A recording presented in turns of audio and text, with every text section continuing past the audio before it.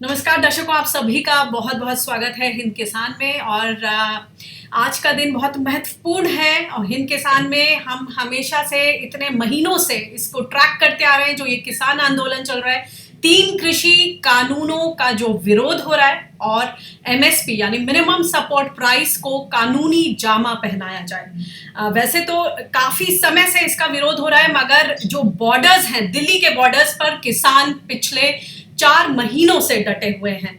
26 नवंबर, 26 दिसंबर, 26 जनवरी, फरवरी और अब मार्च।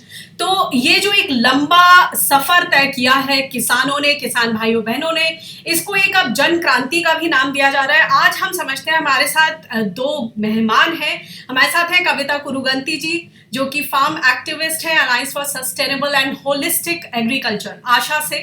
और हमारे साथ हैं सचिन महापात्रा जी, जो कि फार्म लीडर हैं ओडिशा से। ये राष्ट्रीय किसान मजदूर महासंघ के प्रदेश अध्यक्ष हैं। आप दोनों का बहुत बहुत स्वागत है। कविता जी, सबसे पहले मैं आपके पास आना चाहूंगी। आज के दिन भारत बंद की कॉल 26 मार्च।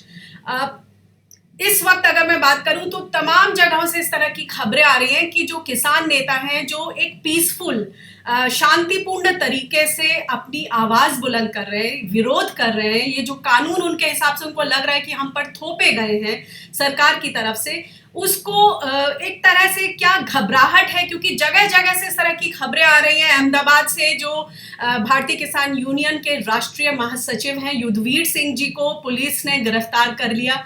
बैंगलोर से आप अपने साथियों के साथ ही जब धरना स्थल पर, तो वहां पर आपको डिटेन कर लिया गया। हमारे साथ सचिन महापात्रा जी भी हैं, उनको भी कुछ वक्त के लिए पुलिस ने हिरासत में ले लिया। तो सबसे पहले ये समझना चाहूंगी कि प्रजातंत्र में, लोकतंत्र में ये कैसा पड़ाव? आप जैसे कह रहे हैं, सरकार तो बहुत भय से जूझ रही है। अभी जब ये आंदोलन और तेज बनता जा रहा है, शायद राज्य सरकारों को और केंद्र सरकार को, खास करके बीजेपी सरकारों को, उनको समझ में नहीं आ रहा है कि इसको कैसे सप्रेस करे, इसका कैसे अंत किया जा सकता है।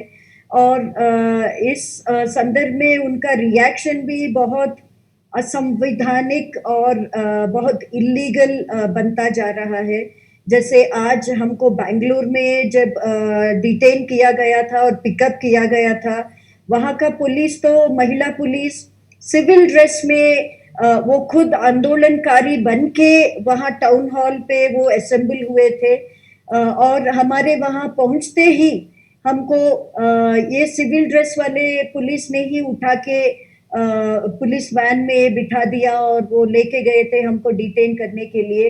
तो अलग अलग इनके टूल किट में, हम इसको बीजेपी का टूल किट कह सकते हैं, और इनके टूल किट में ऐसे कई सारे गैर संवैधानिक टूल्स और वो अस्त्र ऐसे इस्तेमाल करते जा रहे हैं। मगर जितना वो कर रहे हैं उतना ही और मजबूत बनता जा रहा है ये किसान आंदोलन।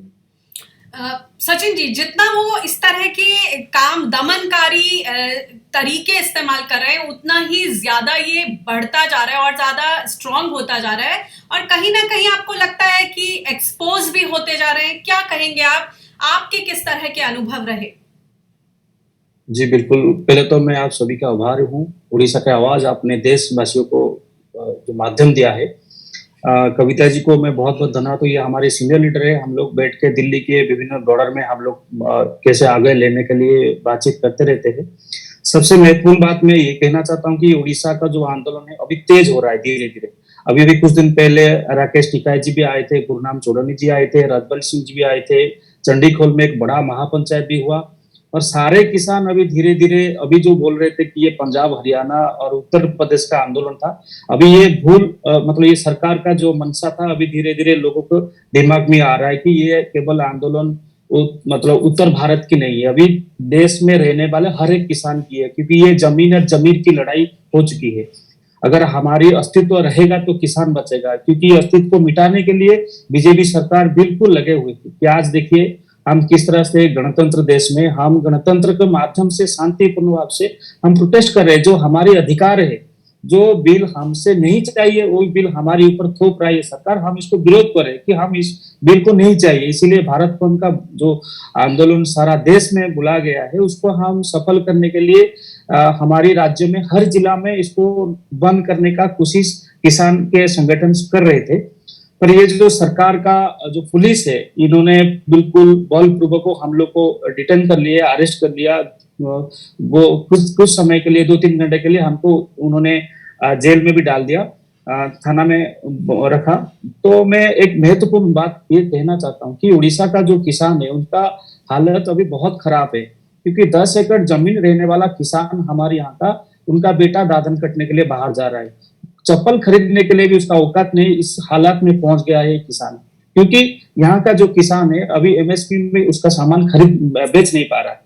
हमारे यहाँ का जो खेती है वो धान है, और इसी धान को हम अभी तक 45% से ऊपर किसान अभी भी बेच नहीं पा रहे हैं। तो ये इसको लेकर भी हमने बहुत आंदोलन किया कि अगर ये बिल आ जाएगा, आने वाले समय में लागू हो जाएगा, तो पता नहीं उड़ीसा का किसान का हालत क्या होगा। ये तो बताइए इसीलिए सचिन जी, ये आपसे जब पीछे मैंने बात की तो आपने बोला कि केंद्र जो राज्य सरकार की तरफ से जो खरीदी केंद्र होने चाहिए वो अब तक नहीं सामने आए हैं, एमएसपी पर नहीं बिक्री हो पा रही है, और जो व्यापारी हैं वो भी ठीक तरीके से भाव नहीं दे रहे हैं। तो अभी तक जो ये बोला जा रहा था कि एमएसपी की लड़ाई ज्यादातर मुख्य तौर पर पंजाब और हरियाणा के किसानों की है, आपको क्या लगता है कि ओडिशा में अब किस तरह से ये लड़ाई और ज्यादा प्रबल होने वाली है? एमएसपी की मांग कितनी जायज है? देखिए अनिका जी, मैं एक स्पष्ट बात बोलना चाहता हूँ कि हमारे यहाँ का जो किसान का जो हमारी मेन फसल है वो धान है, और वो जो धान है अभी तक हमारी मतलब दिसंबर में हम लोग उसको उगा लेते हैं, उसके बाद जनवरी फरवरी तक इसको बेच देना चाहिए। अभी तक मार्च के एंड होने वाला है, अभी तक सरकार ने हमारी धान को नहीं खरीदा है। और बड़ी दुख के साथ कहना चाहता हूँ कि जो ओपन मार्केट है, जो हम बाहर बेचने के लिए धान को जाते हैं, क्योंकि बारिश का समय कभी कभी आ जाता है, ये भी भय रहता है, और हमारी जो किसान है वो लोन में ये सब धान से बाकी जितनी फसल वो करते हैं उसको चुकाना पड़ता है, इसीलिए वो चाहता है कि जल्द से जल्द इसको बेच देना चाहिए। जब वो ये बाहर बेचने जाता है, अभी धान का क्विंटल है 1868 रुपया, पर हम बाहर जो बेच रहे हैं तो इसको 1100-1200 में बेच रहे हैं। तो इसका मतलब एक किसान लगभग 600 से 700 रुपया लॉस में बेच रहा है। और हमारी उड़ीसा का जो एवरेज है, हर एक किसान 40 क्विंटल धान बेचता है। हर एक किसान, कोई 10 क्विंटल बेचता होगा, कोई 50 क्विंटल बेचता होगा, पर एवरेज हो गया तो 40 क्विंटल। तो सोच लीजिए हर एक किसान का क्विंटल में अगर 600 रुपया लॉस हो रहा है तो 40 क्विंटल में कितना लॉस हो रहा है। ये सारे पैसा मिल भगत करके सारे पैसा लूट रहे सरकार का, प्रशासन से लेकर पीएम तक सारे पैसा उनके माध्यम से लूट हो रहा है। और क्या होता है लास्ट एंड को, एक साल में हमको 6,000 रुपया प्रधानमंत्री पेंशन का नाम पे देते हैं। यहाँ पे हमारी लाखों रुपया लूट हो रहा है, इसमें एडवर्टाइज के माध्यम से 6,000 हमको दे रहे हैं, तो इसका कोई फायदा नहीं है। तो हम ये सीधा सीधा बात बोलना चाहते हैं कि हमारी जो एमएसपी है, जो फंडामेंटल राइट है किसान का, उसको गारंटी कानून बनाने में सरकार का दिक्कत क्या है। उड़ीसा का किसान इससे ज्यादा भुगतना पड़ता है। मैं सोच रहा हूँ कि ये आने वाला समय में उड़ीसा बिहार बन जाएगा। और मैंने ये एक बात भी आपको बोलना चाहता हूँ आपके माध्यम से, हमारे यहाँ का चीना बादाम जो फसल होता है उसका भी रेट 5,500-6,000 होता है क्विंटल में, 5,600 रुपया होता है, पर हमारे यहाँ का जो किसान है वो 4,000-3,500 में बेचता है। तो सोच लीजिए, अभी अभी 2 किसान हमने एक हफ्ते पहले आत्महत्या कर लिया, पर इसको सरकार भी मतलब इसको फैमिली रीजन बताकर बोल रहा है कि ये फैमिली का रीजन है, फैमिली में कुछ आपस झगड़ा हुआ इसीलिए उसने आत्महत्या की। पर असली रीजन ये है कि उन्होंने जो रेट होता है, जो भाव होता है, उससे कई गुना कम से वो बेच रहे हैं। तो आप सोच लीजिए, जब ये काला कानून 3 काला कानून पूरी तरह से आ जाएगा तो हमारे उड़ीसा का किसान का हालत क्या होगा जी। तो इसीलिए हम सरकार को विनम्र करते हैं कि ये 3 काला कानून हमें नहीं चाहिए, हमें एमएसपी गारंटी चाहिए। और ये जो एपीएमसी एक्ट के मंडी व्यवस्था में जितने भी खराबी है, हम बोलते हैं कि उसने बहुत सारी गलतियां है, उसको सुधारना चाहिए। बिल्कुल। पर सरकार मानता नहीं कि जी। कविता जी, आप शुरू से जो 11 राउंड्स की वार्ता हुई है, आप इनमें से काफी मीटिंग्स में आपने शिरकत की। केंद्र सरकार की तरफ से जो नेता थे, मंत्रीगण थे, और तमाम जो संयुक्त किसान मोर्चा के जो किसान हैं, हर बार बॉडी लैंग्वेज और उससे जो हमने बार बार जो बातें करी, बॉडी लैंग्वेज से जो निकल कर आया कि वो बार बार एमएसपी के मुद्दे को दरकिनार करते थे। वो कहते थे कि एमएसपी था, है और रहेगा। मगर पिछले कई दिनों से जो मैं बातचीत कर रही हूँ किसान नेताओं से, चाहे वो कर्नाटका से चुक्की नंजुंदस्वामी हो या फिर हरियाणा, बंगाल, ओडिशा, तमाम जगह जो एक बड़ा मुद्दा जो पूरे देश को बांध रहा है, किसानों को बांध रहा है, वो है एमएसपी का मुद्दा। आपकी क्या समझ बनती है? आपको क्या लगता है कि सरकार जिद पर अड़ी है या सरकार एक ऐसे मुकाम पर आ गई है कि सरकार को लग रहा है कि अगर हम अपने पांव वापस ले लेते हैं तो एक तरह से हम झुक जाएंगे और आगे आने वाले समय में ऐसी तमाम मुद्दे होंगे जिनको लेकर देश की जनता हमें झुका सकती है, चाहे वो लेबर लॉस की बात हो या फिर आने वाले जो तमाम पॉलिसीज हैं। क्या लग रहा है आपको कि सरकार क्यों बातों को अनसुना किए जा रही है और बातचीत अब कब खुलेगी? कई सारे प्रश्न हैं आपने जो पूछा है उसमें। एक तो सरकार क्यों अड़ी हुई है, उसके हम दो तीन कारण समझ सकते हैं। एक तो दिखाना चाहते हैं हमारे प्रधानमंत्री ऐसे प्रधानमंत्री है, जब कोई निर्णय लेते हैं, जब कोई कानून लाते हैं, जब कोई नीति लाते हैं, तो उसको वापस लेने वाले इनडिसाइसिव प्रधानमंत्री नहीं है। बहुत निर्णयात्मक जो एक एटीट्यूड होता है उसी के साथ वो करते हैं। वो डीमोनेटाइजेशन हो या 370 का एब्रोगेशन हो या कुछ और निर्णय हो, वही वाला एक इमेज जो प्रधानमंत्री के बारे में ये पार्टी बनाना चाहती है, वो एक कारण हो सकता है।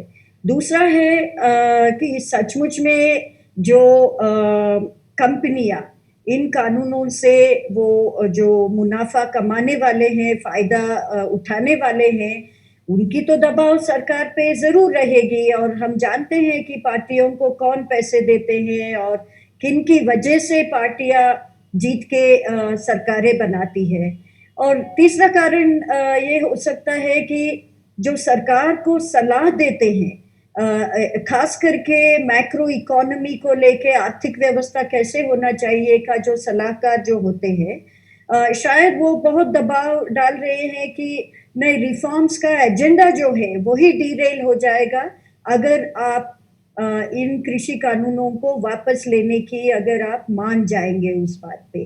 तो तीन वजह हो सकते हैं और ये तीनों वजह बिल्कुल गलत रीजनिंग है। सरकार आज के दिन जो नहीं मान रही है किसान आंदोलन के मांगों को, ये तीनों भी वजह नहीं हो सकती है उसके लिए। और जो एमएसपी की बात आपने उठाई है, देखिए एमएसपी का रेजीम व्यवस्था जो होता है और प्रोक्योरमेंट खरीदारी की जो व्यवस्था होती है, हमको इन दोनों के बारे में अलग अलग बात करनी पड़ेगी, क्योंकि सरकार गुमराह करने के चक्कर में दोनों को मिला के बात करती है। हम पूछ रहे हैं एमएसपी की व्यवस्था और सरकार कहती है एमएसपी था, है और रहेगी। और वो जिस एमएसपी की बात कर रहे हैं वो सिर्फ एक स्कीम जिसमें सिर्फ 2-3 फसलों की खरीदारी इस देश में कुछ हद तक कुछ जगहों से होती है, उसकी बात सरकार कर रही है। सचमुच में देखा जाए तो एमएसपी की व्यवस्था कहाँ है इस देश में, और जो किसान आज मांग रहे हैं वो है एमएसपी की व्यवस्था। तो हम बिल्कुल स्पष्ट ढंग से ये दोनों व्यवस्थाओं को सेपरेट करके हम बात करें। और जब हम एमएसपी की व्यवस्था की बात कर रहे हैं, हम ऐसे कानून की बात कर रहे हैं जो लगभग मिनिमम वेजेस एक्ट जैसा होगा, जिसमें सरकार को अपने जेब से जो न्यूनतम वेजेस का इस देश में कानून है, उसमें सरकार तो कुछ पैसा नहीं दे रही है, वो तो बाजार को कह रहा है। सरकार बाजार को प्रतिबद्ध कर रही है कि इससे नीचे आप किसी को भी वेतन नहीं दे सकते हैं, इसके ऊपर ही होना चाहिए। न्यूनतम वेतन का जो एक स्लैब कानून है है। जी। तो हम कह रहे हैं तो ये एमएसपी वाला कानून भी ज्यादातर वो मिनिमम वेजेस जैसा ही चलेगा। बाजार को आप प्रतिबद्ध करें, व्यापारियों से आप कहें, जो भी खरीदता है, जिस भी चैनल में खरीदते हैं, उनको एमएसपी देना पड़ेगा। और उसके साथ साथ आज जो खरीदारी की व्यवस्था है उसमें तो काफी कुछ इम्प्रूवमेंट्स लाए जा सकते हैं, जैसे मोटे अनाज, जैसे दलहन, अलग अलग दाल जो इस देश के किसान उगा सकते हैं, जिसको इंपोर्ट करने की जरूरत नहीं है। और ऐसे ही तिलहन जो हम यहीं पे एमएसपी अच्छा सा देके अगर खरीदना शुरू करेंगे, जी हमको 80,000 करोड़ रुपए देके इंपोर्ट करने की बस जरूरत क्या पड़ेगी। जी तो मुद्दा ये है कि हम जो एमएसपी की एक कानूनन व्यवस्था की जो बात कर रहे हैं, सरकार उसको समझने के लिए भी आज के दिन रेडी नहीं है। इसमें मैं एक जब चीज हम और जी आपने जो बात की कि इंपोर्ट, हाल ही में हमने देखा मोजाम्बिक से 2 लाख मीट्रिक टन 5 साल के लिए करार हुआ है। मैं तो ये देख रही हूँ कि जब इस दौरान पीक पर है फार्मर्स प्रोटेस्ट, हम बात कर रहे हैं आज 4 महीने पूरे हो गए, इस दौरान भी ऐसे कितने फैसले लिए गए हैं जो कि किसान विरोधी, अगर नीतियों में भी देखा जाए, जहां डीएपी यूरिया के भाव, पैकेट का भाव बढ़ाने की बात हो रही है। आपने बोला एमएसपी तो मिल ही नहीं रहा है, उसको कंफ्यूज किया जा रहा है प्रोक्योरमेंट से। उसमें सरकार कह रही है कि डीजल भी बढ़ा है। 17 लाख करोड़ रुपए का खर्चा आएगा जो कि हम नहीं दे सकते हैं। जैसे कि सचिन जी ने बताया कि डीजल की जो भाव हैं वो बढ़ते जा रहे हैं। आपको क्या लग रहा है कि ओवरऑल फार्मर्स प्रोटेस्ट चल रहा है, किसान नेता लगातार दिन ब दिन जगह जगह जाके जागरूकता फैला रहे हैं, बिल्कुल भी ब्रेक नहीं ले रहे हैं। मैं देख रही हूँ किस तरह से सब जगह जगह जा रहे हैं, आम जनता भी कुछ हद तक आ रही है साथ में, लेकिन किस तरह से जो ये विपक्ष है या फिर जो नेता है, क्या इस मुद्दे को सही मुकाम तक पहुंचा पा रहे हैं? क्या लगता है आप लोगों के पर भी तोहमतें लग रही हैं कि ये जो ताजा वोट की चोट की जो स्ट्रैटेजी है कि आप लोग पॉलिटिक्स में घुस रहे हैं, जो नेता है किसान नेता, आप इन सारी चीजों को किस तरह से देखते हैं? लग रहा है कि कुछ संजीदा है सरकार इस मुद्दे को सुलझाने के लिए, या ये इसी तरह से चलता रहेगा? आज हम 4 महीने पूरे किए, हम 6 महीने पर भी इसी तरह की बात कर रहे होंगे। सचिन जी, आप जवाब दे रहे हैं या नहीं? आप दीजिए। अनिका जी, मुकाम तक तो जरूर ये बात पहुंचेगी, मगर रातों रात नहीं हो सकता है। आज जो किसान लड़ रहे हैं वो ऐसे मुद्दे हैं जो कई दशकों में बिल्डअप हुए हैं।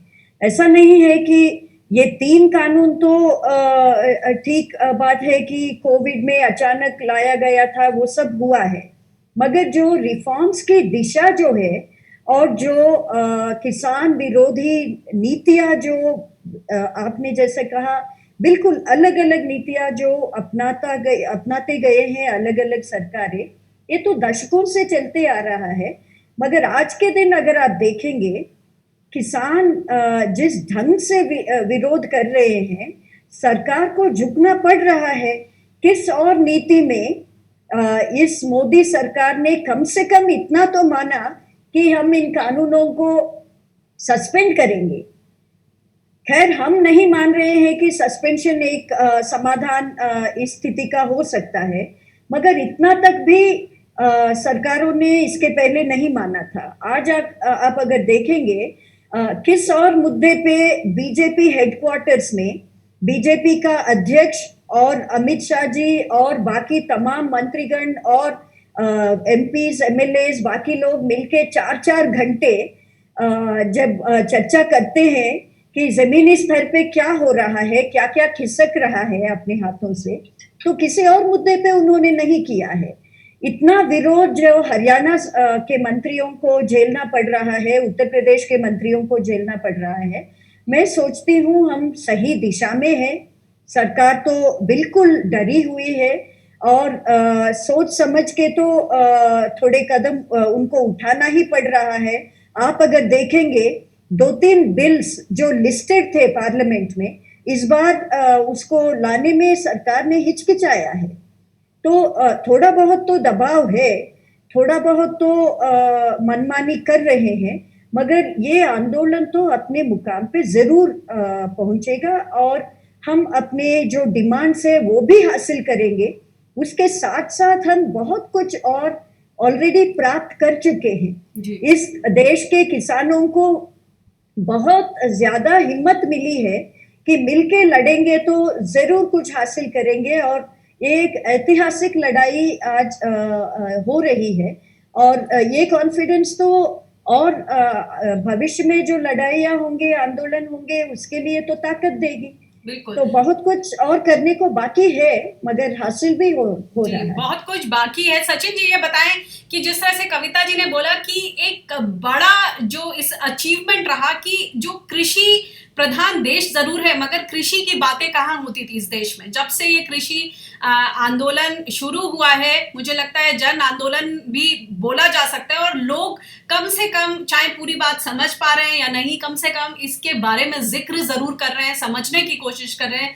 उड़ीसा में मैं समझना चाहूंगी, वहां पर जो आम जनता है, क्या वो अपने थाली के मुद्दों को समझ पा रहे हैं? क्या वो ये डॉट्स कनेक्ट कर पा रहे हैं कि भविष्य में खेती का क्या हाल होगा? जो इसका मेन हीरो है, हीरो और हीरोइन, अगर किसान जो मैं बात करूं, बहनें और भाई, वो उनका क्या स्वरूप रहेगा? शायद खेती विकसित हो जाए, जैसे हम विदेशों में देखते हैं, मैनिक्योर्ड पेडिक्योर्ड फील्ड्स दूर दूर तक, मगर कोई नजर नहीं आता। क्या हम उसकी बात कर रहे हैं अगर ये लॉज इंप्लीमेंट हो जाते?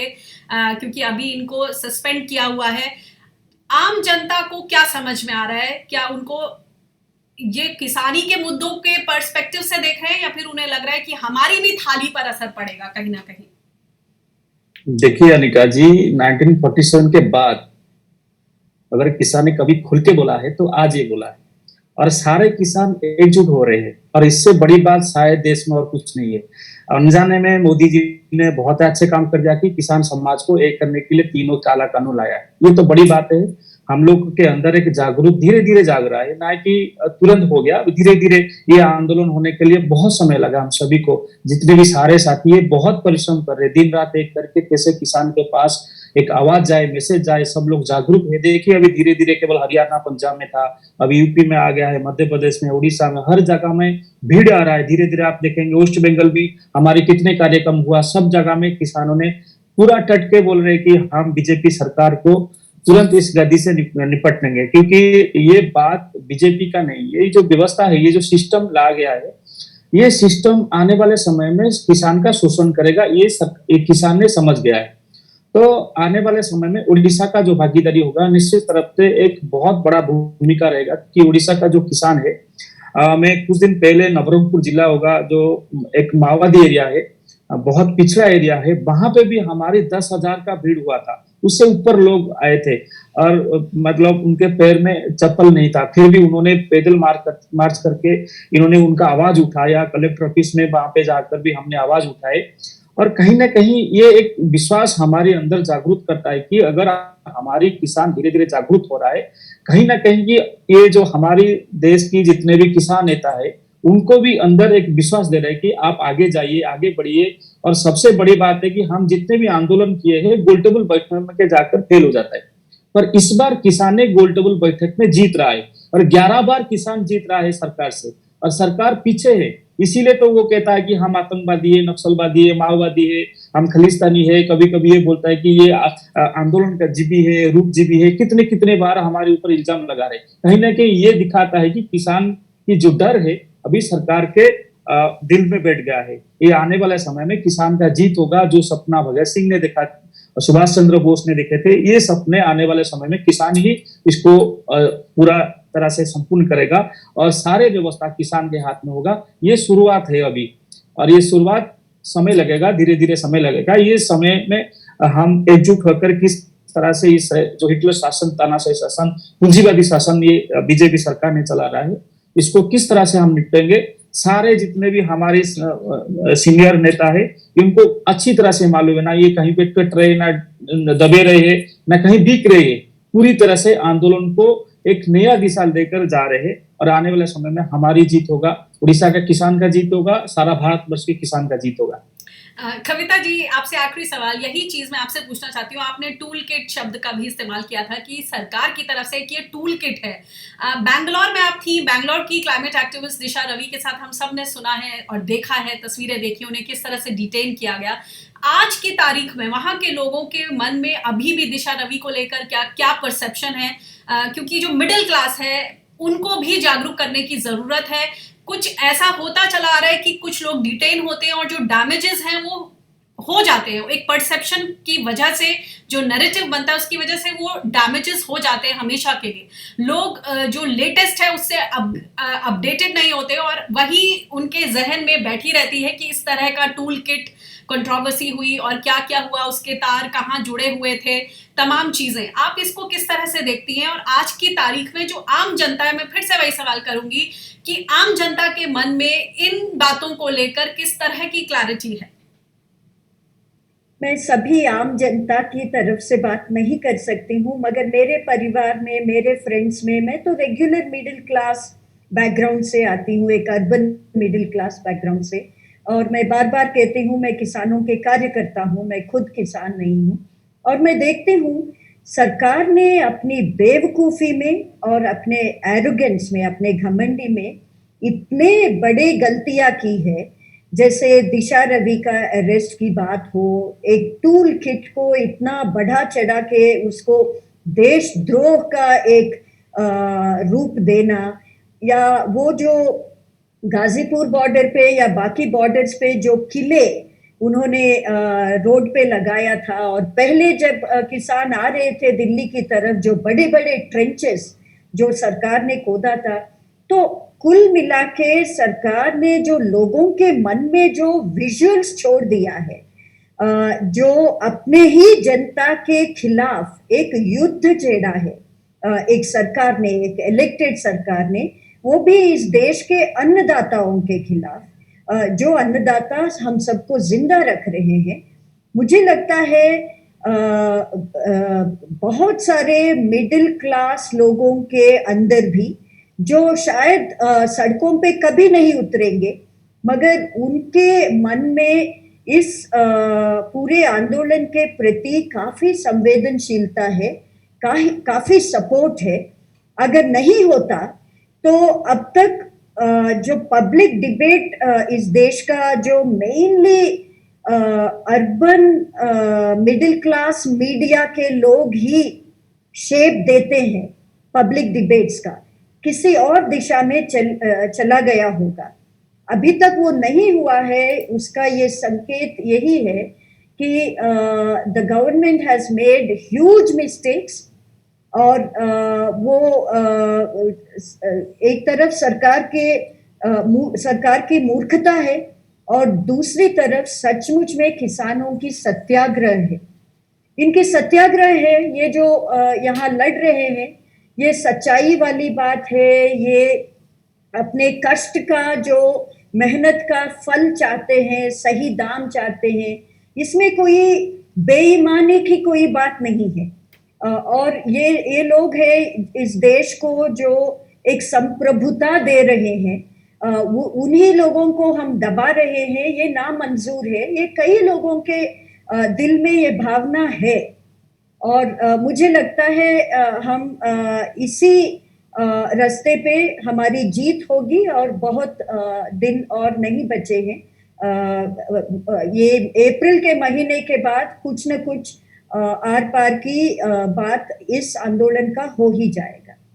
जी, बहुत बहुत शुक्रिया आप दोनों का हमसे जुड़ने के लिए, और किसान आंदोलन को, कृषि कानून के विरोध और एमएसपी को कानूनी जामा पहनाने के लिए जो ये विरोध और जो आंदोलन देश में चल रहा है, अब आने वाले दिनों में, जैसे कि कविता जी ने कहा कि अप्रैल के बाद और ज्यादा स्थिति साफ हो जाएगी, और किस तरह से फिलहाल हम सब देख रहे हैं कि ये पंजाब हरियाणा से निकलकर राजस्थान, पश्चिमी उत्तर प्रदेश, बिहार, डाउन साउथ कर्नाटका में, तेलंगाना, आंध्र प्रदेश, मध्य प्रदेश, महाराष्ट्र, पूरे देश में इसकी क्रांति फैल चुकी है। अब देखते हैं कि जो नीति निर्धारक हैं, जो कृषि मंत्री हैं, और जो हमारी सरकार है, वो इन बातों को कितनी शिद्दत से लेती है, कितने संजीदगी से लेती है, क्योंकि जो प्रॉब्लम्स हैं वो सही मायनों में रियल है, और जो मिनिमम सपोर्ट प्राइस है, जैसे कि सचिन जी ने भी बताया और कविता जी ने भी, कि देश भर के किसान जो है अपने खून पसीने की वाजिब हक को मांग रहे हैं। तो कहीं ना कहीं हम सब उनके साथ उनके इन मुद्दों को समझें, बारीकी से समझें, उनकी परतों को समझें और जहां भी अपनी उनको योगदान देने की ज़रूरत है वहां पर खड़े हों। फिलहाल 4 महीने 26 नवंबर से शुरू हुआ ये सफ़र जो है, किसान बॉर्डर्स पर डटे हुए हैं। 26 मार्च, अब आने वाले समय में देखते हैं कि किस तरह से इस समस्या का निराकरण होता है। बहुत बहुत शुक्रिया हमसे जुड़ने के लिए और इन बातों को तफसील से सामने रखने के लिए। धन्यवाद। Thank you.